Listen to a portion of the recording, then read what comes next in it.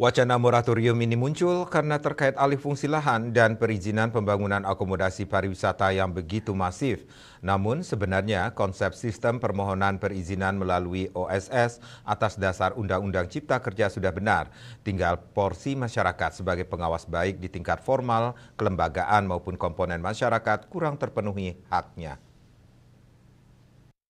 Ketua Komisi 3 DPRD Provinsi Bali Ana Agung Ngurah Adi Ardanu mengatakan bahwa perizinan melalui OSS ini jelas dan harus sesuai RT RWP atau RT RW Kabupaten Kota dan RDTR Kabupaten Kota. Sehingga pihaknya menyayangkan jika penyelenggara negara tidak mengetahui adanya pelanggaran tata ruang. Jadi tidak ada istilah pelanggaran tata ruang yang tidak diketahui oleh pihak penyelenggara negara.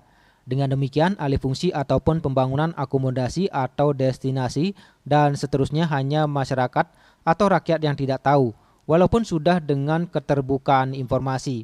Adi Ardanu berharap partisipasi masyarakat untuk menjaga alih fungsi lahan juga semestinya menjadi perhatian pemerintah, baik dengan program, subsidi ataupun peraturan-peraturan yang berpihak dan berujung pada partisipasi masyarakat dimaksud. Terkait moratorium, Wakil Ketua BPD PHRI Provinsi Bali ini mengatakan mungkin moratorium per klaster bisa dilakukan, tetapi sejatinya semua sudah diatur dan disepakati pada Perda RT RWP dan RT RW Kabupaten Kota. Sebelumnya PJ Gubernur Bali SM Mahendra Jaya mengatakan bahwa telah mengirim surat usulan moratorium ke pemerintah pusat.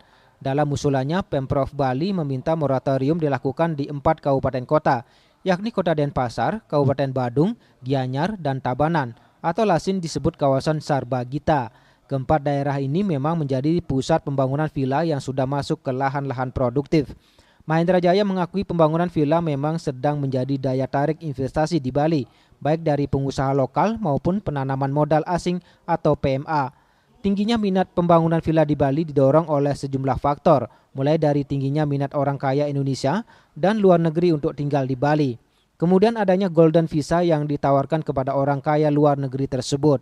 Ketut Winato, Bali Pos melaporkan.